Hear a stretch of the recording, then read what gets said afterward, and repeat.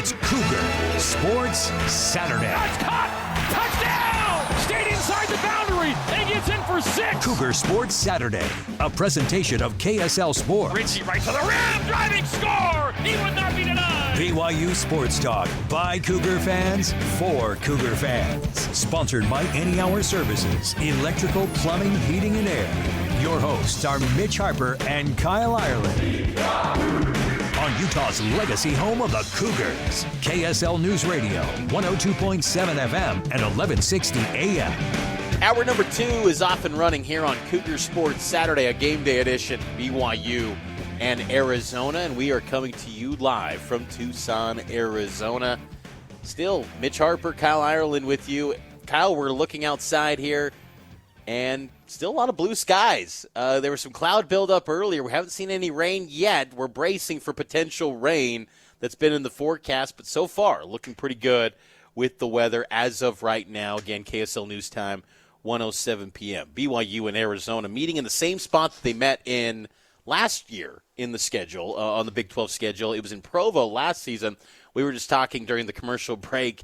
Remember last year it was Gus Johnson, Joel Klatt, and Gus Johnson had that amazing line in that game where fans swaying. Folks, this is college football on Fox America. This is how we do.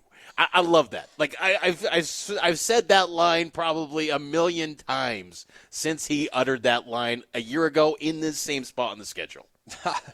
I love a good Mitch Harper impression. Every July 4th, last July 4th, it was just, I said, America, this is how we do. That's awesome.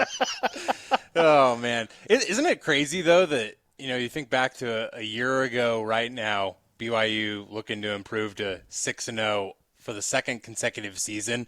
Different quarterbacks, true freshman, a guy who was a first-year starter last season. There's a lot of differences between these two teams, Mitch, but there's a lot of similarity, a lot of carryover, coaching staff continuity.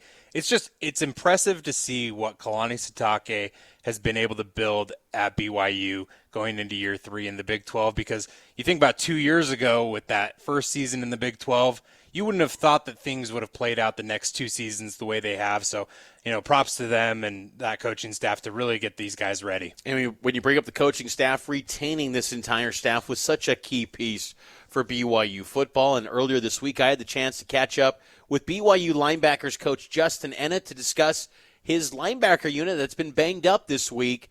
And I talked to him, starting things off by asking if the coaching staff do anything different to prepare for potential inclement weather as we've been expecting to see here in Arizona.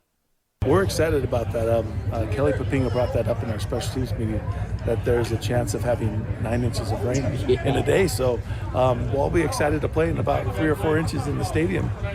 But we're really excited about it. Whether it becomes a ground and pound and it'd be really hard to throw the ball in 9 inches of water. So we'll figure it out. But as long as we're assignment sound, we're flying around and being physical, we're just excited to play the game.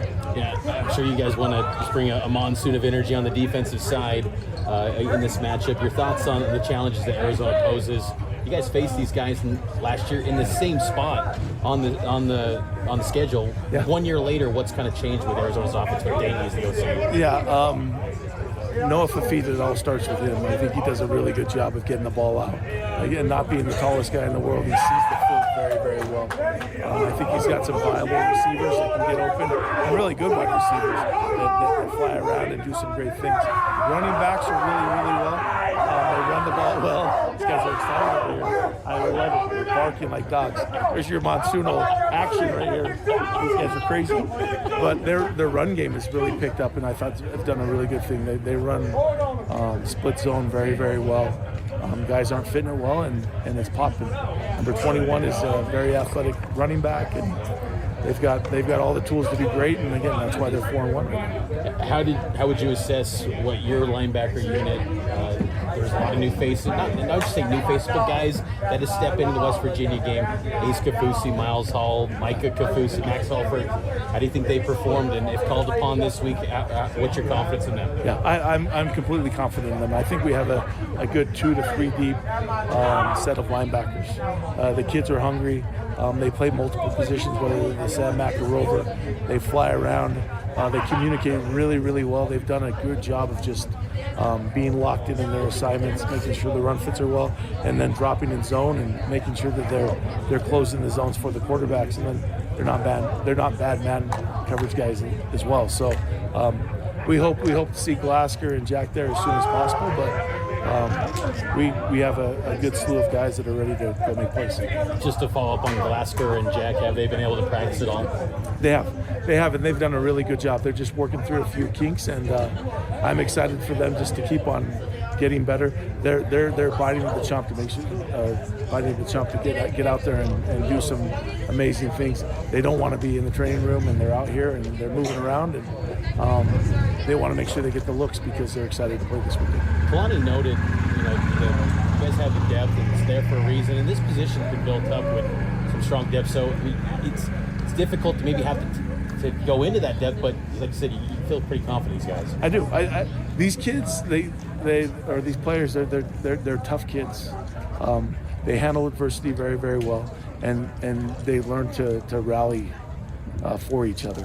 And so when we get the older guys that maybe got dinged up a little bit, it's the next man up mentality, and they're going in there and they're cheerleading and they're making sure they're rooting for the guy. They're guys that aren't trying to say, I want to get in and get my.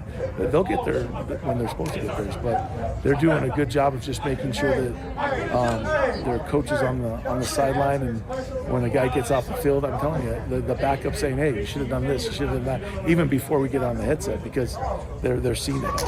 How impressed have you been with Ciale? It's been a year where so far he's been healthy, and just the growth that he's made from 2 years when he arrived on campus 2 years ago. Ciale's done a great job, and so Ciale's biggest deal for being as big and strong as he is, I want him to be more of just an impact at the middle spot. He's done a really, really good job. It's just being more assignment sound, and then I've kind of told him just be a little bit more nastier. When you get on that field, all right, no one runs inside, and the cool thing about Ciale is he's one of the best athletes on our team. The kid probably runs a 4.5, and so his closing speed inside out is phenomenal. And so you get a kid that, again, that's 6'3", 245 that can move like that, and he should be a big force, that's for sure. What is it about this program, and you have personal experience as both as a player and a coach, this place always has good linebackers. It's just kind of in the DNA at BYU. No matter the coaching staff, there's just always this pipeline of LBs. What do you attribute that to? I think a lot of it is just we've had great coaches. Even when I was a player, we had Ken Schmidt. I mean, now we have Jay Hill. We've had great coaches throughout these last 40, 50 years, because guys understand, and I don't know if it's just the makeup of the BYU athlete and who we're recruiting, just guys know how to work really, really hard and are more blue collar. And so it's cool because we look at our roster, most of these guys are from the state of Utah. And so it's like they're handpicked and they understand, like, hey, there's the game has gotten so much better in the high school now. And so football is a big deal here, and it just promotes toughness, and you get these mid-sized bodies that are flying around there. And I'm always looking for great safeties and running backs and quarterbacks, and you convert them to linebacker, I mean, they're the perfect fit for us. Yeah, Jack was Kearns, Isaiah was Bingham, and then Ciale's Tippview. So I mean, local Miles Hall, Skyline. I mean, there's so many guys from the state of Utah. Ace is really the only guy that's kind of out of state. Everybody else, and Pearson Watson coming around, I mean, he's done some amazing things. I know he's from Flagstaff, but we have a bunch of good kids that are hungry, that are getting better, that are coaching themselves. Right now, I know we have 2 or 3 guys up there watching film right now because they want to be as good as they can be. Last thing for you, Coach, and appreciate the time. Just it's been impressive to see just the alignment with the coaching staff. And I've asked coaches throughout the season about this, but it just feels like complementary football is just on full display. Like it doesn't matter the style. Like you guys are just finding ways to win. Like just the communication, the alignment with the staff. How would you kind of describe it? It all comes from Kalani, and so I think Kalani does a great job of kind of imitating how Lavelle did it. And so I think Coach Edwards did such a great job of making sure that he found good men that understood that there's more things important than football. But while you're in this building, we're going to make sure we maximize and we play complementary football with each other. And so defensively, I think Jay's put a great staff together, and we're all able to kind of tell the coach that, hey, this is what I think, and kind of give our own advice. And whether Jay wants to take it or not, most of the time he does take it. He lets us voice our opinion, which I think is a huge deal, because there's a lot of places where it's my way or the highway for a coordinator. Coach Hill is just he does it the right way, and I think that's why we've done a really good job of making sure that we maximize our potential and put our guys in the best spot to make winning games.